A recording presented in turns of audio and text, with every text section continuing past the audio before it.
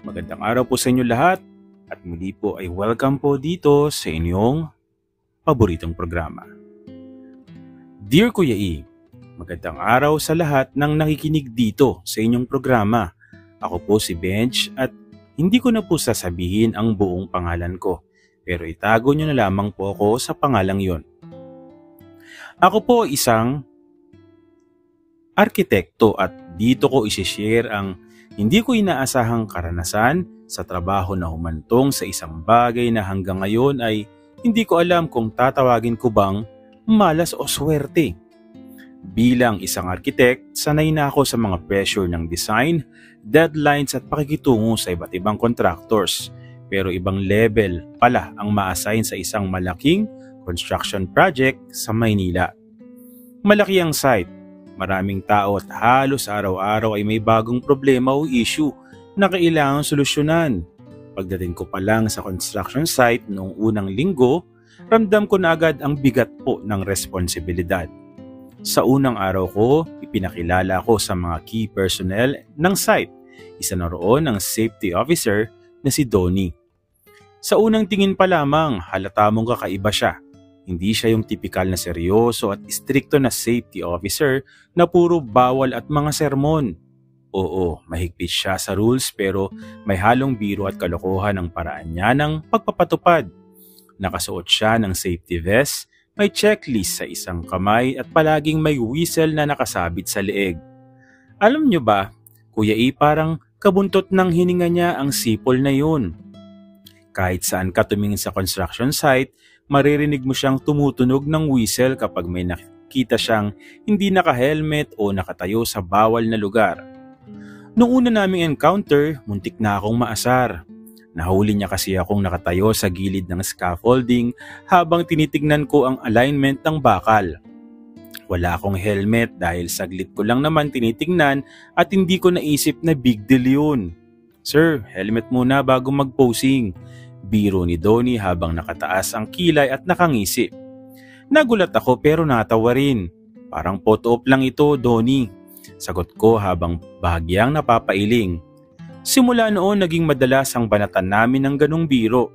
Sa tuwing mag-iinspeksyon ako ng construction site, palagi siyang biglang sumusulpot na parang multo.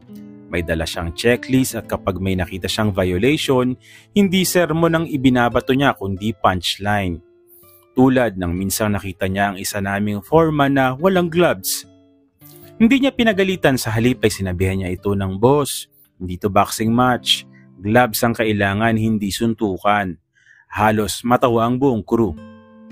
Sa umpisa akala ko nakakainis ang style niya dahil parang hindi seryoso. Pero habang tumatagal, napansin ko na effective pala. Dahil sa kanya, mas nagiging masaya ang construction site at mas nagiging attentive ang workers.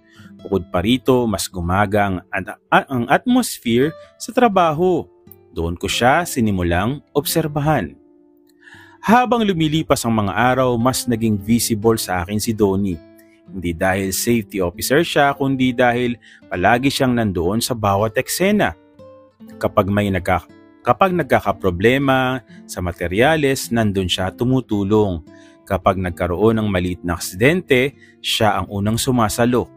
Pero bukod doon, may likas siyang kakulitan na parang hindi ko maiwasang mapansin. Isang beses, Kuya E, nagkaroon ng maling sukat sa mga hollow blocks na dinideliver. Imbes na mainis, gumawa si Donnie ng eksena. Pumila siya ng mga hollow blocks at parang model na naglalakad sa runway. Sabay sabing, "Ladies and gentlemen, presenting the brand new slim fit hollow blocks." Tawa ng tawa ang mga tao. Kahit ako, hindi ko napigilan. Pero sa huli, sinigurado niyang naayos ang problema at na-replace ang materyales. Doon ko naisip na hindi lang siya basta clown. Marunong siyang i-handle ang stress ng trabaho. May isang pagkakataon din na halos madapa ako sa muddy area ng construction site dahil umulan ng malakas kinagabihan. Agad ni Donnie akong nahawakan sa braso. "Careful, Sir Architect, baka hindi tayo makapasok sa runway ng maayos." Sabi niya na may kasamang ngiti. Hindi ko alam kung bakit pero kumabog ang dibdib ko noon. Unti-unti, naging natural sa akin ang hanapin si Donnie sa construction site. Pag wala siya, parang may kulang. Kapag naririnig ko yung whistle niya, may automatic na ngiti na lumalabas sa akin. At aaminin ko Kuya E, nagtataka ako kung bakit ganun. Hindi ko naman siya lubos na kilala.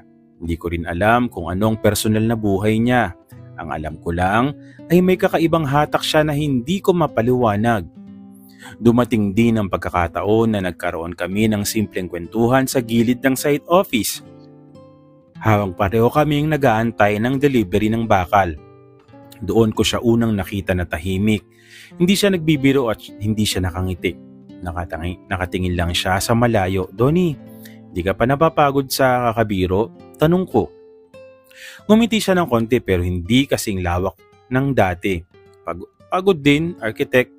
Pero mas gusto ko nang ako na yung magpapatawa kaysa pare-pareho tayong mababad sa stress. Simple lang ang sagot ni Donnie pero tumatak yon sa isip ko. Hindi pala lahat ng tawa niya ay dahil masaya siya. Minsan paraan lang niya yun para gumaan ng paligid at doon ako mas naging curious sa kanya. Araw-araw, mas dumadami ang maliliit na interaksyon namin. Minsan nagdadala si Donnie ng tsaa at nilalagay niya sa mesa ko nang walang pasabi. Minsan naman ako nagbibigay ng sketchpad na ginagamit ko at ginagawa niya ng doodles na nakakatawa. Unti-unti, nagiging parte siya ng routine ko. Hindi ko alam kung ano ang tingin niya sa akin. Baka para sa kanya, simpleng nagbibiro lang lahat ng yun. Pero para sa akin, iba na yung dating. Parang sa bawat biro niya, may kasamang pangaakit. Sa bawat paghawak niya sa braso ko para iligtas ako sa pagkakadapa, may kakaibang init na nararamdaman ako. Doon nagsimula ang curiosity ko, Kuya E, sa isang construction site na puno ng ingay, alikabok, pressure. Nakahanap ako ng isang tao na nagpapagaan ng araw ko. Hindi ko alam kung saan hahantong ito pero malinaw na hindi lang simpleng safety officer si Donnie sa paningin ko. Sa umpisa pa lang ng assignment ko dito, ramdam ko nang may kakaiba. Kung anong klaseng kwento ang mabubuo, hindi ko pa sigurado. Pero alam ko, nagsisimula na ang isang bagay na hindi ordinaryo sa aming dalawa ni Donnie. Mas naging malinaw sa akin na ang simpleng biro at tawanan namin ni Donnie ay unti-unting nagiging mas malalim pa. Habang lumilipas ang mga linggo, mas nakikita ko ang tunay na pagkatao ni Donnie. Sa una, akala ko simpleng makulit lang siya na ginagamit ang humor para pag-aani ng trabaho namin. Pero habang mas nakakasama ko siya, nakikita ko kung gaano siya ka-dedicated sa ginagawa niya. May pagkakataon na gusto kong bilisan ang proseso pero siya naman nag-i-insist na wag magmadali kung hindi naman safe. Isang araw Kuya E, nagkaroon ng matinding delay sa construction site. Hindi dumating ang truck ng materyales na kailangan para sa foundation ng building. Galit na ang project manager, stress ang mga construction workers at ramdam mo ang tensyon sa paligid. Pero si Donnie, imbes na hayaang lumala ang sitwasyon, gumawa ng kakaibang paraan. Pinatawag niya ang mga construction workers tapos bigla siyang nag-organize ng simpleng laro. May pa-contest siyang sino ang pinakamabilis magbuo ng improvised tower gamit ang scrap wood para sa crew at mga construction workers sa site namin.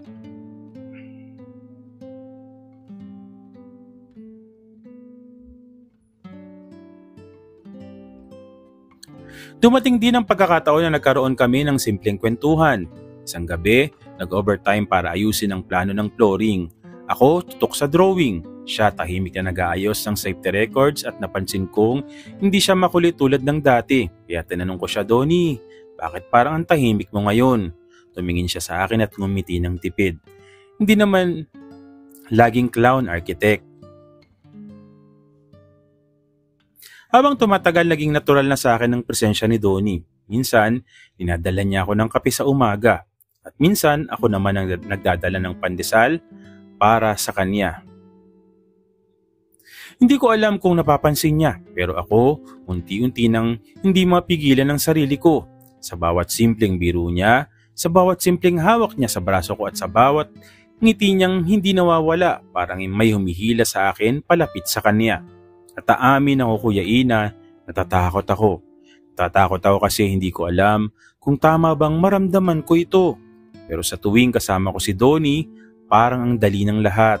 Kahit gaano kabigat ang problema sa construction site, kahit gaano ka-stressful ang araw kapag nandun siya, parang kaya kong ngumiti.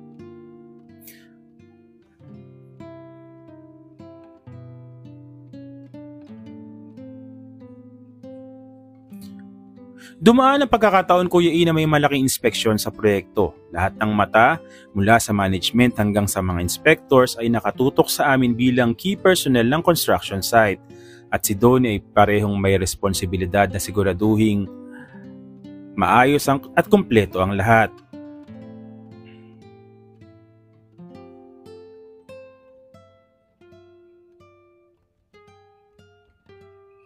Fast forward ko na, sorry. Sa huling gabi bago ang inspection, naisip naming magstay na late sa construction site para i-review yung final plans. Tahimik ang paligid, bukod sa ingay ng generator at malamig na simoy ng hangin, halos walang ibang tao sa construction site. Umupo kami sa tabi ng office, parehong hawak ang mga plano at checklist, pero mas marami kaming tawa kaysa sa mga seryosong diskusyon. Alam mo, kahit stressful ang lahat, masaya ako na nandyan ka. Sabi ni Donnie habang pinagmamasdan ang bilang ng layout ng flooring. Tumingin ako sa kanya na medyo nahiya pero totoo ang nararamdaman ko.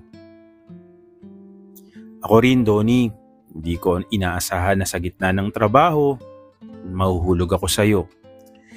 Tahimik siya sandali tapos ngumiti. Parang nagpaliwanag ang paligid kahit sa gitna ng alikabok at lamig ng gabi. Hindi namin kailangan ng grand gesture o dramatikong eksena. Sapat na ang titigan at mangiti para maramdaman namin ang koneksyon na unti-unting nabuo sa loob ng mga linggong magkasama kami sa construction site. Kuya E, doon nangyari na hinalikan ako ni Donnie. May nangyari sa amin dalawa. Hindi ko alam, Kuya E, na lumalantak pala si Donnie. Nagustuhan ko yun. Ginawa ko rin naman sa kanya yun. Kinabukasan, dumating ang araw ng inspeksyon. Maaga pa lang, abala na ang lahat. Ang project manager ay palagi nakabantay. Ang mga inspectors ay may mga clipboards at nakatingin sa bawat detalye ng construction.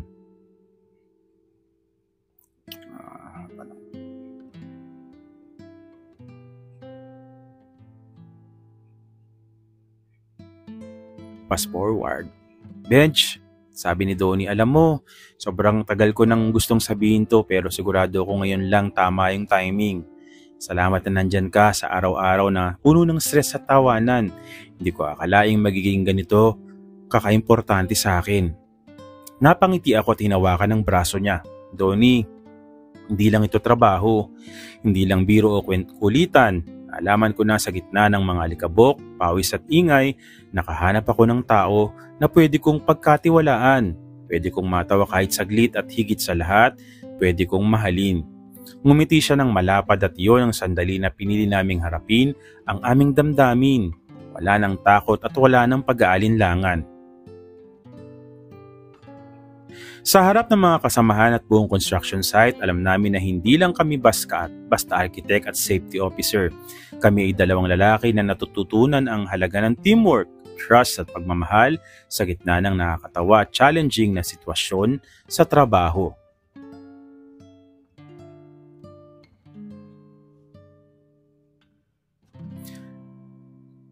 Hindi madali, hindi rin kami perfect. May mga pagkakataon pa rin na magkakaibang approach namin sa trabaho o buhay. Pero natutunan naming tanggapin ito, mag-adjust at mas mahalin ang isa't isa. Sa bawat araw, mula umaga hanggang hating gabi sa construction site, ramdam namin na ang pagmamahalan ay hindi lang tungkol sa romantic gestures, kundi simpleng pagtitiwala, suporta at pagpapahalaga namin sa isa't isa.